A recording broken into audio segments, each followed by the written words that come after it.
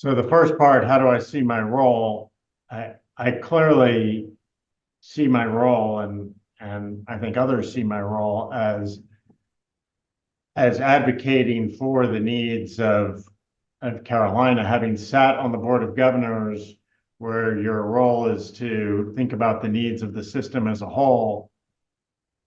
That's a very different role. The role of the chancellor, every chancellor, is to advocate for the needs of the particular campus. And I've been doing that and will continue to do that with the Board of Governors and with the General Assembly, and also in Washington. As I say, I met with members of our delegation last week. So with respect to the priorities, we obviously have needs when it comes to buildings and infrastructure. As I say, that's kind of an evergreen. You always have more repair and renovation needs. You always have more capital expenditure needs.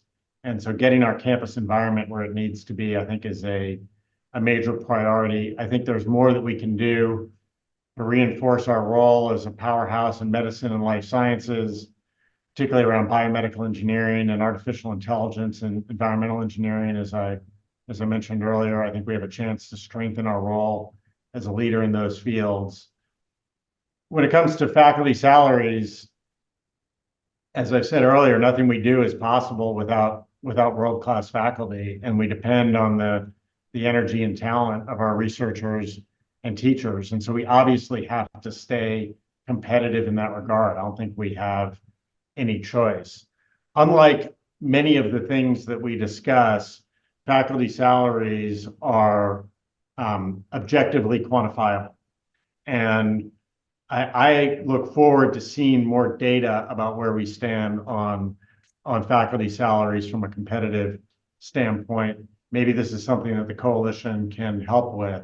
I've asked for more data from our team. I've seen some older data from the coalition comparing, I think, 2008 to 2018 using Chronicle of Higher Education data. Anyone listening who has relevant data that they want to send along, I'm eager to see.